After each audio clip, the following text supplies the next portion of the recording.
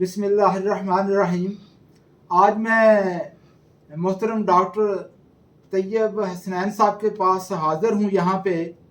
तो डॉक्टर साहब के बारे में मैं मुख्तसरन बात बताऊँगा कि डॉक्टर साहब centre for excellence in molecular biology Punjab university, वहाँ से एज ए डायरेक्टर रिटायर हुए हैं। और जब मैं इनके बारे में सोचता हूँ तो मुझे कोई डाउट नहीं है, कोई शक नहीं है इस बारे में कि ये जो बीटी कॉटन पाकिस्तान के अंदर चल रही है, इसमें बुनियादी किरदार डॉक्टर तैयब साहब का है। डॉक्टर तैयब साहब, प्रोफेसर डॉक्टर तैयब हसनैन साहब, ये चूँकि कैंप के अंदर प्रोफेसर भी रहे हैं, इन्होंने बच्चों को पढ़ाया भी है, ट्रेन भी किया है और उसके साथ साथ बहुत अच्छा काम किया है कॉटन के हवाले से। लेकिन मैं समझता हूँ कि ये एक ऐसा अदारा है और उस अदारे के अंदर डॉक्टर साहब की और उनकी टीम का ऐसा काम है जिसको बहुत कम लोग जानते हैं। और अब चूँकि डॉक्टर साहब रिटायर हो चुके हैं तो मैंने ज़रूरी समझा कि डॉक्टर साहब का जो काम है उसके बारे में और कैंप के बारे में दोस्तों को बताया जाए, अपने ज़िम्मेदार दोस्तों को बताया जाए, और जो भी एग्रीकल्चर और बाकी रिसर्च के से रिलेटेड जो दोस्त हैं उनको भी इस अदारे के बारे में, इस अदारे की स्ट्रेंथ क्या है और अब तक की इस अदारे की अचीवमेंट्स क्या है, उसके बारे में डॉक्टर साहब के साथ एक सिटिंग की जाए। तो इस हवाले से मैं आज डॉक्टर साहब के पास हाजिर हुआ था। तो बहुत मेहरबानी, शुक्रिया डॉक्टर साहब का कि इन्होंने टाइम दे दिया इसके लिए।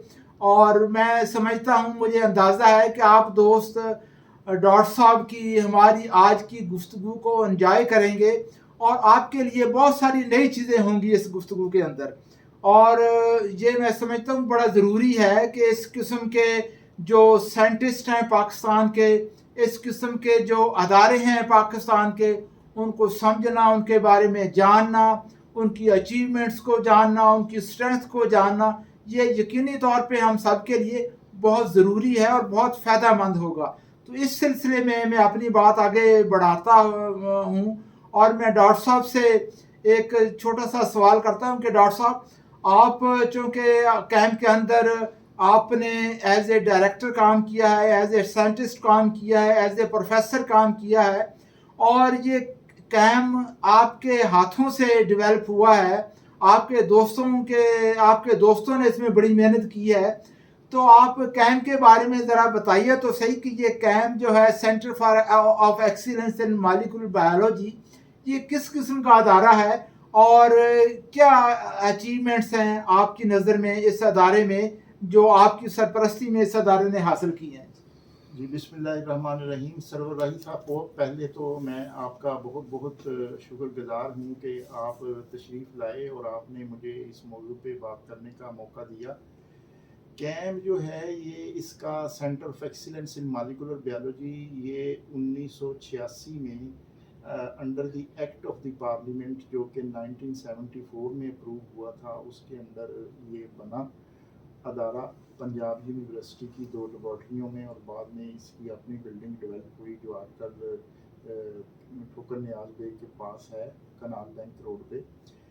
और इस अदारे के 4 मेजर मकसद थे और उस मकसद में से सबसे पहला मकसद ये था कि ये इस अदारे के अंदर ऐसी मैन पावर प्रोड्यूस की जाए जो कि नई साइंस उस वक्त जो डेवलप हुई थी मॉलिक्यूलर बायोलॉजी, उसके अंदर ट्रेंड हो और उसके अंदर एक्सपर्टीज़ रखते हों, उसके अंदर रिसर्च करें। दूसरी इसकी जो ऑब्जेक्टिव था वो ये था कि हम ऐसे गोल ओरिएंटेड रिसर्च करें कि जो पाकिस्तान के लिए रिसर्च प्रॉब्लम है वो काम आए, कि हमारे जो अपने प्रॉब्लम है पाकिस्तान के उस पे ऊपर काम किया जाए। तीसरी इसकी ये थी कि हम एक कोलैबोरेटिव प्रोग्राम डेवलप करें दूसरे अदारों के साथ और रिसर्च इंस्टीट्यूट के साथ मिलके। और चौथा और आखिरी ऑब्जेक्टिव इसका ये था कि हम यहाँ हर साल ऑर्गेनाइज किया करें सिम्पोजियम, मीटिंग्स, ताकि ये जो नई टेक्निक्स डेवलप होती जा रही हैं वो हमारे मुल्क में रूशनास हों, उसमें लोग ट्रेन हों, अवेयर हों, हमारे कोलैबोरेटिव प्रोजेक्ट डेवलप हों। तो अल्लाह के फजल से इन चारों प्रोजेक्ट पे, इन चारों ऑब्जेक्टिव पे सेंटर कामयाब रहा और इसने कामयाबी हासिल की। और पहले ऑब्जेक्टिव में हमने कोई 400 के करीब जो हैं वो एमफिल पीएचडी स्टूडेंट प्रोड्यूस किए।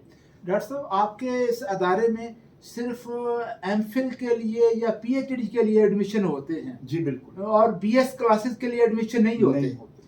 तो आपके पास बेसिकली जो मैन पावर आती है पढ़ने के लिए, वो आती ही हायर एजुकेशन के लिए है, और जिनकी सारी एजुकेशन जो है वो बेसिकली रिसर्च ओरिएंटेड, रिसर्च से रिलेटेड होती है। बिल्कुल बिल्कुल, ये सेंटर ऑफ एक्सीलेंस है। जो 12 सेंटर ऑफ एक्सीलेंस पाकिस्तान में हैं, उनका जो ऑब्जेक्टिव था बनाने का वो ये था कि हम साइंस की कुछ ब्रांचेस में ऐसी रिसर्च करें जो कि इंटरनेशनल लेवल की रिसर्च हो और उसमें स्टूडेंट एमफिल और पीएचडी के हों। इसमें जो बेसिक स्टडी है यानी बैचलर स्टडी है वो इसका ऑब्जेक्टिव ही नहीं था। ये इसके मेंशन ये था कि आपने एमफिल और पीएचडी स्टूडेंट ही सिर्फ करवाने हैं और जो रिसर्च ओरिएंटेड डिग्रीज हैं वो ही करवानी है। जो रिसर्च ओरिएंटेड डिग्री नहीं है वो नहीं करवानी। ठीक है। तो हम इसलिए एमफिल और पीएचडी, पाकिस्तान में ये वाहिद इंस्टीट्यूट था जो कि सारी बेसिक साइंसेस के स्टूडेंट पूरे पाकिस्तान से लेता था, जिसमें बायोलॉजी के, एंटोमोलॉजी के, प्लांट ब्रीडिंग जेनेटिक्स के स्टूडेंट प्लांट में आते थे, फिर हेल्थ साइंसेस में डीवीएम के, एमबीबीएस के और जोलॉजी के, ये सारे स्टूडेंट मुख्तलिफ एमएससी करने के बाद इस सेंटर में एडमिशन लेते हैं और एमफिल करते हैं, फिर पीएचडी। ठीक ठीक, बहुत अच्छा। और ये जब अदारा बना तो इसके दो पार्ट, एक मेडिकल मॉलिक्यूलर बायोलॉजी और एक प्लांट मॉलिक्यूलर बायोलॉजी। मेरा काम जो था वो प्लांट मॉलिक्यूलर बायोलॉजी में था। और प्लांट मॉलिक्यूलर बायोलॉजी इस तरीके से कंसीव किया था उसमें कि हमने गोल ओरिएंटेड रिसर्च करनी है, जिसमें एक गोल ये था कि हम ऐसी कॉटन वैरायटीज़ बनाएंगे जो इंसेक्ट रेजिस्टेंट हों। क्योंकि आपको जैसे कि पता है, अब किसी के ये बड़ी अयां बात है, हर बंदे को पता है कि कॉटन हमारी बैकबोन ऑफ इकोनॉमी। सही। हमारी मोनोक्रॉप इकोनॉमी है, उसमें 60% पार्ट जो है वो कॉटन का है। सही। अगर हमारी कॉटन एक्सपोर्ट हो जाती है तो हमारा फॉरेन एक्सचेंज बन जाता है। अगर वो हमें इंपोर्ट करनी पड़ती है तो हमारा फॉरेन एक्सचेंज उस पर खर्च होता है। इसलिए इस एक कॉटन के पैदा होने से या ना होने से मुल्क की इकोनॉमी डायरेक्टली अफेक्ट होती है।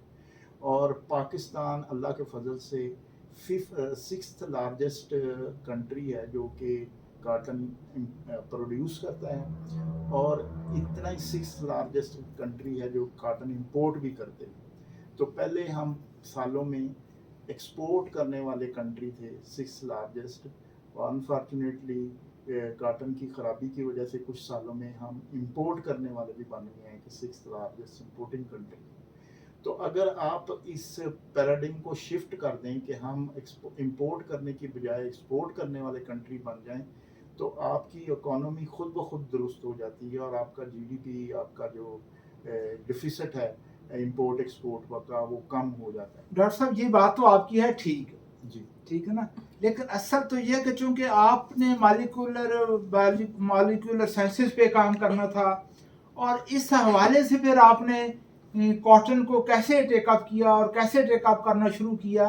बेसिक तो जो चीज़ है वो ये अंडरस्टैंड करना मैं चाहता हूँ कि आपने मॉलिक्यूलर के लिहाज से या इस तरीका साइंस से या इस टेक्नोलॉजी को कॉटन में कैसे यूज़ किया, और उसमें जो आपकी सक्सेस है वो कहाँ तक रही। क्योंकि और भी बहुत सारे अदारे कॉटन पे काम कर रहे थे, लेकिन आपके जो काम में यूनिकनेस क्या थी वो मैं आपको बताता हूँ कि हमने बेसिक से काम स्टार्ट किया। इसी तरह जैसे दूसरी यूनिवर्सिटीज़ में, दूसरे डिपार्टमेंट में एमफिल के स्टूडेंट जो हैं एक रिसर्च थीसिस करते हैं, हमारे स्टूडेंट भी थीसिस करते थे, और ये काम उसी रिसर्च थीसिस से शुरू हुआ जो कि एमफिल पीएचडी स्टूडेंट के थे, कि हमने कहा कि पाकिस्तान के इन्वायरमेंट से हम बैसिलस थैलेमोजेनेसिस बैक्टीरिया इकट्ठे करते हैं।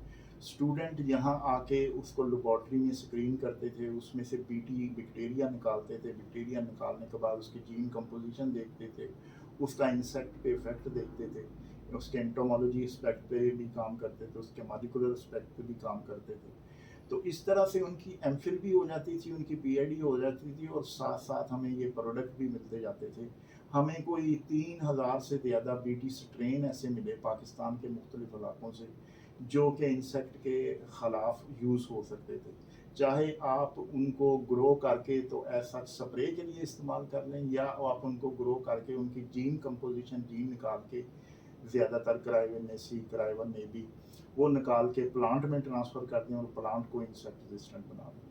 تو یہ اسٹریٹجی شروع سے کاٹن کی پروجیکٹ میں سوچی گئی کہ ہم نے جو لوکل بیکٹیریا پاکستان سے شو کیے ہیں جو کسی اور کے پاس نہیں ہیں, پاکستان کے پاس ہیں, ہمارے لیبارٹری کے پاس ہیں, یہ بیکٹیریا میں سے جین نکال کے تو آپ کاٹن کے اندر ٹرانسفر کریں اور کاٹن کو انسیکٹ ریزسٹنٹ بنائیں.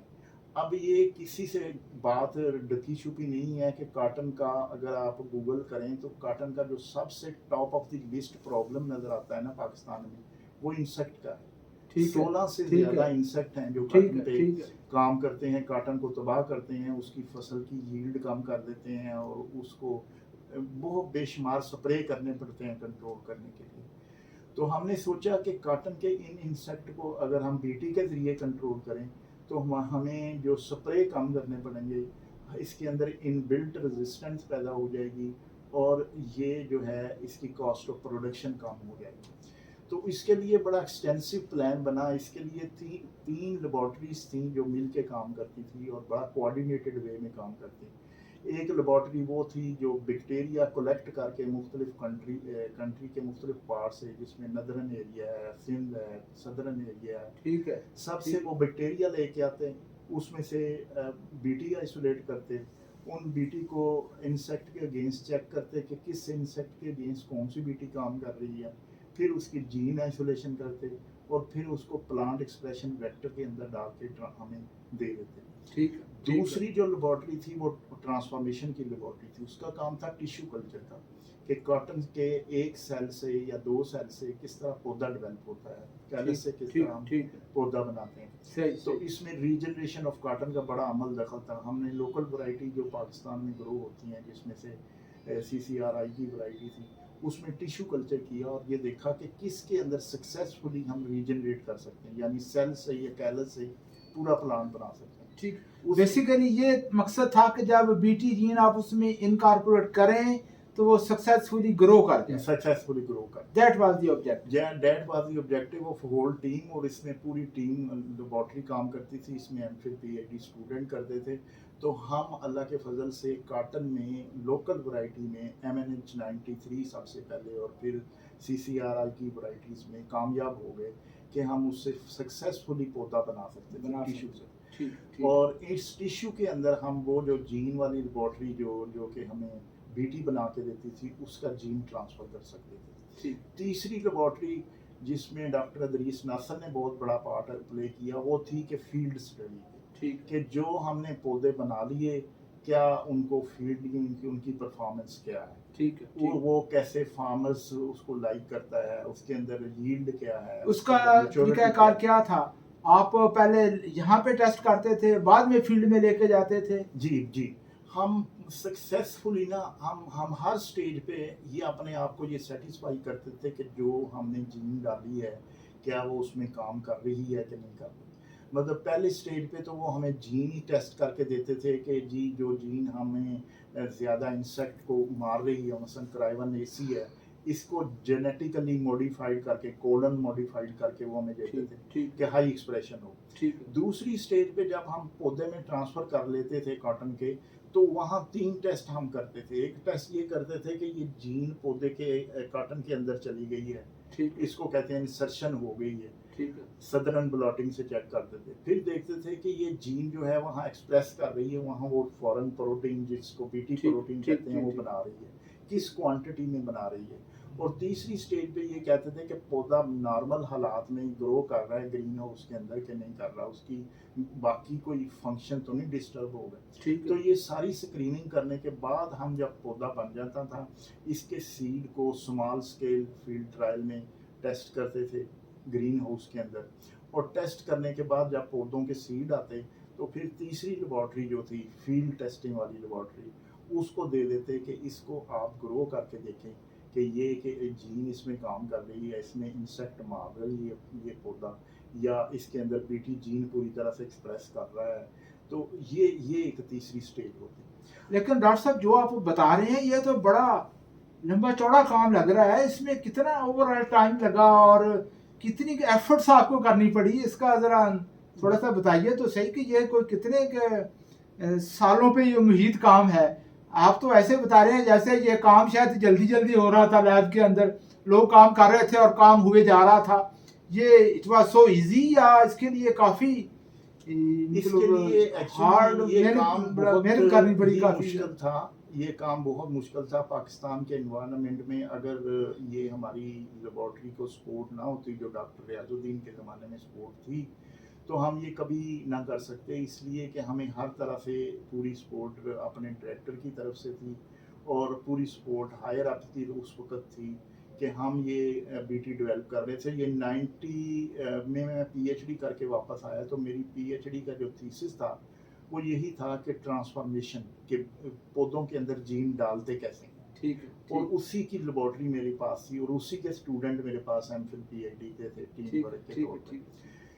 اور پھر جب ہم نے اس میں ٹرانسفارمیشن کر لی، اس کو ٹیسٹ کر لیا تو فیلڈ ٹیسٹنگ کی اور اس میں بھی ہمیں بہت ساری مشکلات آئیں. مشکلات یہ آئیں کہ یہ ایک جینیٹیکلی موڈیفائڈ ٹرانسجینک پلانٹ بنے جس کا کوئی پاکستان میں ادارہ نہیں تھا جو اس کو ریگولیٹ کر سکے. اس وقت این بی سی یا ٹیکنیکل ایڈوائزری کمیٹی میں کچھ نہیں تھا. میں ٹیکنیکل ایڈوائزری کمیٹی کا ممبر بنا، میں نے کوئی 7 سال اس میں کمیٹی میں کام کیا. آپ کو ڈاکٹر صاحب اتنا ٹائم لگا ریگولیٹری فریم ورک بنانے میں؟ جی. اور یہ جو جینیٹیکلی ماڈیفائڈ کراپس تھیں یا آرگنزم تھے ان کے لیے پاکستان میں کوئی سسٹم، کوئی رولز، کوئی ریگولیشن نہیں تھے. آپ کو بیسک ریسرچ بھی کرنا پڑی اور یہ رولز ریگولیشنز بھی بنانے پڑے. بالکل ایسا ہی ہے، اس کا پارٹ بننا پڑا ریگولیشن کا. اور ریگولیشن میں وہ ہم لے کے جاتے تھے کہ یہ ہم نے پودے بنا دیے تو ہمیں وہاں ہر قسم کے کویشچن ہوتے تھے کہ کیا یہ ہیومن کے لیے، کیا یہ پلانٹس کے لیے، کیا یہ دوسرے اینیمل کے لیے سیف ہیں. آپ نے بایو سیفٹی اسٹڈی کی ہوئی ہیں تو کیا کیا بایو سیفٹی اسٹڈی کی ہیں. ہم پھر نیکسٹ ٹائم پھر میٹنگ ہوتی 6 مہینے بعد یا سال بعد، پھر ہم لے کے جاتے کہ یہ ہم نے ایکسپیریمنٹ کر لی ہیں، یہ اینیمل کے لیے سیف ہے، یہ ارتھ وارم کے لیے سیف ہے، یہ دوسرے انسیکٹ کے لیے سیف ہے، یہ انسیکٹ صرف ٹارگٹ انسیکٹ کو یہ بیٹی مارتی ہے اور کسی کو نہیں مارتی، یہ اس کی خصوصیت ہے. تو یہ ہم ان کو کنونس کرتے. اور اس کنونسنگ کرنے میں ہم نے 2006 میں جو ورائٹی ڈبل جین ورائٹی جو تھی وہ ہم نے سبمٹ کی تھی. تو 2012 میں جا کے وہ پروو ہوئی. 6 سال اس میں لگے کہ ہم ہر دفعہ کوئی کویشچن کے ساتھ واپس آتے اور اس پہ کام کرتے اور کام کر کے تو پھر دوبارہ پریزنٹ کرتے. تو پھر تو یہ آپ کے لیے بعض اوقات بڑا آپ ڈسکریج بھی فیل کرتے ہوں گے کہ ہم اتنی محنت کر رہے ہیں لیکن آگے سے کویشچننگ اس طرح کی ہو رہی ہے کہ پھر دوبارہ آ کے اسی اسپرٹ کے ساتھ کام کرنا پڑتا ہے.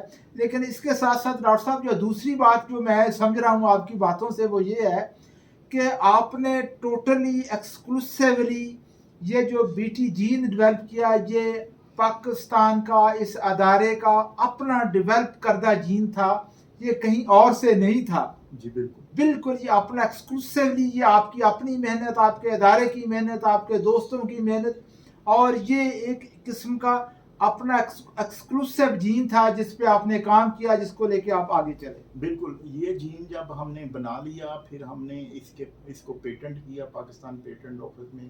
ہم نے یو ایس پیٹنٹ آفس میں بھی اس کو پیٹنٹ کیا اور اللہ کے فضل سے ہمیں دونوں پیٹنٹ جو ہیں گرانٹ ہو گئے.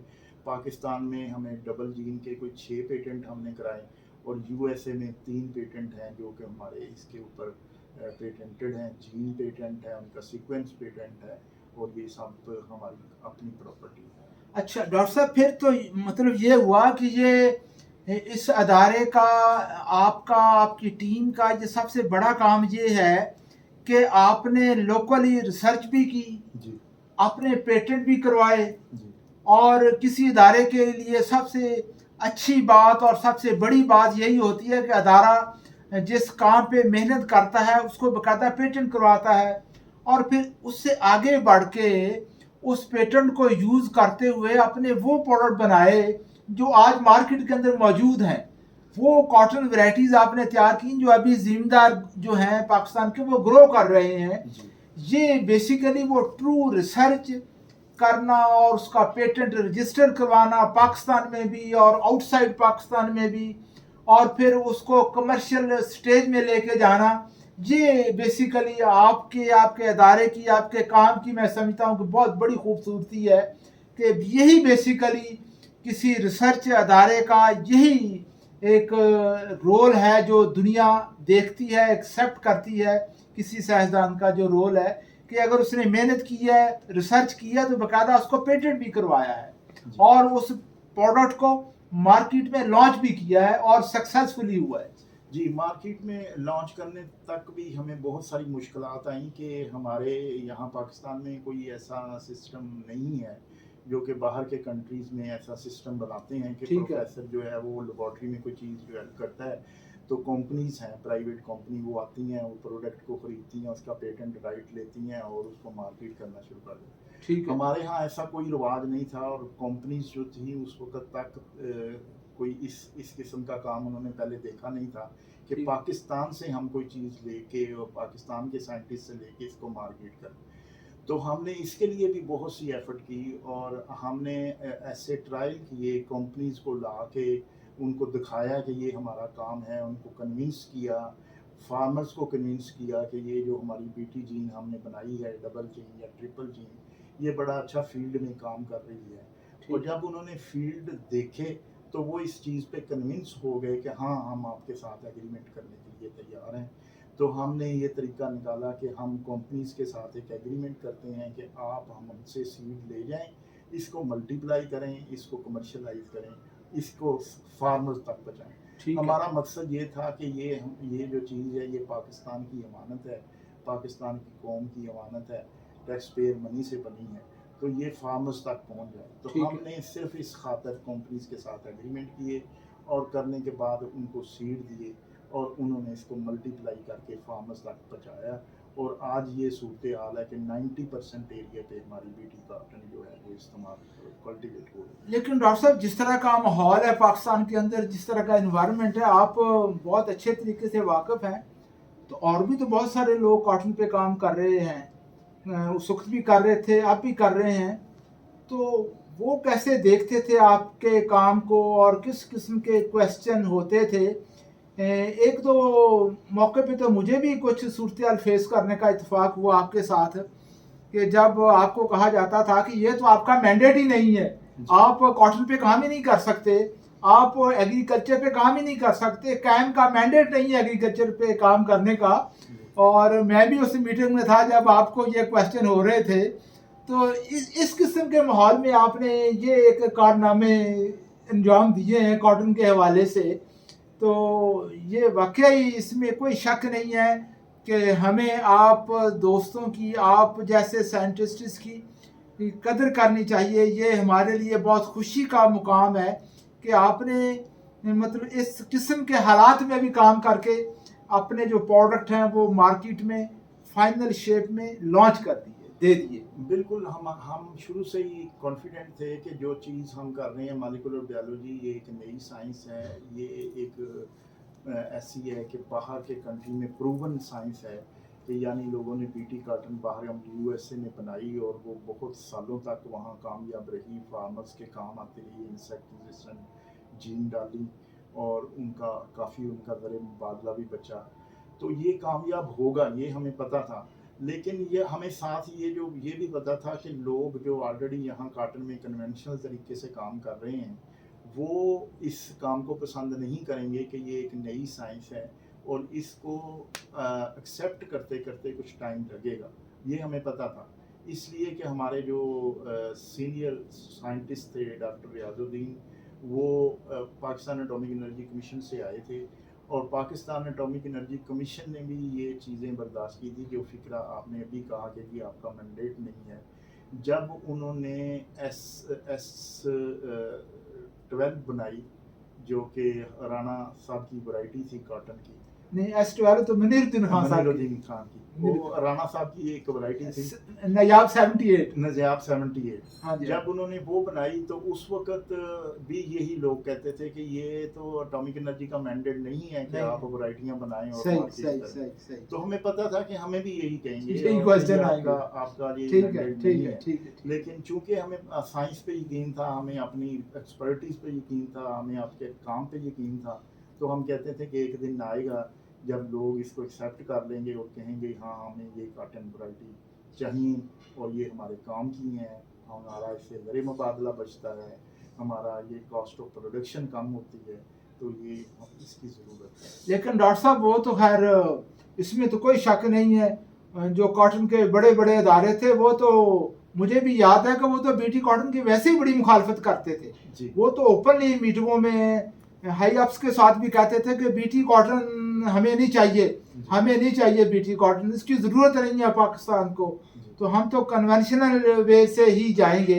हालांकि मैं समझता हूँ कि बीटी कॉटन बेसिकली कॉटन नहीं है, ये तो एक टेक्नोलॉजी है जी। ये एक टेक्नोलॉजी है, और टेक्नोलॉजी हमेशा अगर कामयाब हो जाए तो उसका बेनिफिट ही होता है, वो कौम को, उस नेशन को बहुत फायदा ही देती है। इसलिए मैं समझता हूँ कि बीटी कॉटन तो इटसेल्फ एक बड़ी टेक्नोलॉजी है। लेकिन डॉक्टर साहब इसके साथ मेरा एक दूसरा सवाल है कि बीटी कॉटन तो ठीक है एक टेक्नोलॉजी है, लेकिन जिस प्रोटोकॉल के साथ इस टेक्नोलॉजी को मार्केट में जाना चाहिए था, क्या उसी प्रोटोकॉल के साथ ये मार्केट में गई है, या मार्केट में जो मार्केट की फोर्सेस हैं उन्होंने इसको कोई डिफरेंट वे से इसके साथ प्ले किया है इस टेक्नोलॉजी के साथ? नहीं, टेक्नोलॉजी जो है वो सच ऐसे ही है। हमने जब ये सबसे पहले बीटी कॉटन के प्लांट बना के तो अपने यहाँ CEMB के अंदर एक प्लॉट लगाया, उसकी तस्वीर मैं आपको दिखाऊंगा। वो एक फर्स्ट प्लांट था जो ट्रांसजेनिक प्लांट को चेक करने के लिए इस्तेमाल हो सकता था कि आप किस तरह से इसकी सॉर्गम लाइनिंग साइडों पे करेंगे, किस तरह से नॉन बीटी लगाएंगे, किस तरह से कितने % एरिया पे बीटी लगेगी, किस तरह का प्लॉट होगा, किस तरह उसमें एंट्री होगी। तो वो बायोसेफ्टी बेसिस स्टडीज़ के बेसिस पे जो प्लाट बायोसेफ्टी बुक में दिया हुआ है कि इस तरह लगना है, उस तरह लगा हुआ था। और ज़रूरत इस बात की थी कि ये फार्मर फील्ड में भी यही चीज़ जो थी वो मल्टीप्लाई की जाती और इसको इम्प्लीमेंट किया जाता, तो इसकी लाइफ बढ़ जाती इस प्रोडक्ट की, और इस प्रोडक्ट से ज़्यादा देर तक पाकिस्तान फ़ायदा उठा सकता था। लेकिन वो ना हो सका। दूसरा जो इस चीज़ में हो सकता है वो ये हो सकता है कि पाकिस्तान के साइंटिस्ट इस तरह से फास्ट स्पीड से काम करें कि एक प्रोडक्ट जब फील्ड के अंदर जाए और उसकी अफादियत कम हो जाए तो दूसरा प्रोडक्ट भी तैयार हो। सारी दुनिया में जो टेक्नोलॉजी है वो इस तरह से डेवलप होती है कि उनका एक F-16 जो है वो जब लॉन्च कर देते हैं, मुल्कों को दे देते हैं, बेच देते हैं, तो F-17, F-18, F-19, F-20 वो अपना बनाया होता है। ठीक है, तो पीछे साइंटिस्ट उनके काम करते रहते हैं और मुल्क उनको सक्सेस स्टोरीज को से फ़ायदा उठाता है। अनफॉर्चुनेटली जो हमारी ये सक्सेस स्टोरी है कि हम बेसिक से लेके कमर्शियल लेवल तक चले गए, इसको अप्रिशिएट करने का एक ही तरीका था कि इस सक्सेस स्टोरी को और स्ट्रेंथन किया जाता और इसकी सपोर्ट की जाती, इसकी फंडिंग की जाती, ताकि नए आने वाले साइंटिस्ट जो हैं इसको उसी ज़ील के साथ, उसी रफ्तार के साथ कंटिन्यू रखते। और ना सिर्फ बीटी कॉटन, मैंने जैसे कि आपको बताया कि हमारा सबसे पहले प्रोडक्ट था क्राई-1 AB, जिसे हम CEMB कैंप 1 कहते थे। ठीक है। फिर कैंप 2 हमने प्रोडक्ट बनाया जिसमें क्राई-1 AC और क्राई-2A था, डबल जीन थी। सही। फिर CK-C1 बनाया जिसमें ट्रिपल जीन थी, जिसके अंदर वो भी थी कि हर्बिसाइड टॉलरेंट थी। ठीक है। यानी हम कंटिन्यूसली इसकी इम्प्रूवमेंट करते आए और अभी भी इम्प्रूवमेंट की ज़रूरत है। अब मैं ये देखना चाहता था कि हम ऐसी वैरायटी बनाएं जो कि मौजूदा वेदर कंडीशन के अंदर कामयाब हो, जो हीट टॉलरेंट हो, जो ड्रॉट रेजिस्टेंट हो, जो फ्लडिंग टॉलरेंट हो, आपकी बीटी भी हो, आपकी हर्बिसाइड टॉलरेंट भी हो, फ्लडिंग टॉलरेंट भी हो। और ये मुमकिन है, ये बहुत मुमकिन है कि हम ऐसी वैरायटीज़ बना लें जो कि आने वाले वक्त में जिस तरह वेदर चेंज हो रहा है इसके अंदर हाई एक्सप्रेशन दें बीटी का, اور ہائی ہربیسائڈ ٹالرنٹ ہوں, ٹھیک ہے, ڈراٹ ٹالرنٹ ہوں, صحیح ہے, ٹیمپریچر صحیح ہے, ٹالرنٹ ہوں. صحیح. تو یہ اس کا مینڈیٹ ہونا چاہیے, لیکن اس کے ساتھ ساتھ یہ اسی وقت ممکن ہے جب اس قسم کے اداروں کی سپورٹ کی جائے, ان کی فنڈنگ کی جائے, ٹھیک ان ہے. کے سائنٹسٹ کی سپورٹ کی جائے تاکہ وہ اس پہ کام کرتے ہیں. لیکن ڈاکٹر صاحب میرا ایک اور بڑا بنیادی سوال ہے. دیکھیں جو نایاب 78 رانا سعید صاحب مرحوم کی ورائٹی تھی, وہ جب انہوں نے مارکیٹ میں وہ ورائٹی دے دی تو وہ ورائٹی 16 سال وہ ورائٹی مارکیٹ میں چلی. جی بالکل. اور اس کی وجہ یہ تھی کہ اس کے پیچھے نایاب تھا. نایاب باقاعدگی کے ساتھ بیسک سیڈ اور سرٹیفائیڈ سیڈ تیار کر کے پنجاب سیڈ کارپوریشن کو اور باقی جو سیڈ سے ریلیٹڈ ادارے تھے ان کو دے رہا تھا تاکہ اس کی پیورٹی اور اس کی اوریجنیلٹی برقرار رہے. لیکن آپ نے تو کمپنیز کو سیڈ دے دیا, اب تو یہ ان کے ہاتھ میں ہے کہ وہ اس کے ساتھ کیسے پلے کرتے ہیں. کیا وہ جو آپ کی کیم 3 ہے, کیم جو 2 ہے, اس کی جو اوریجنل جو شناخت ہے یا جو اس کی خصوصیات ہیں پودے کی, بیٹی جین لیول کی, اس کو وہ مینٹین کر پائیں گے, یا کیم اس کو اس میں کیا رول ادا کر رہا ہے اب؟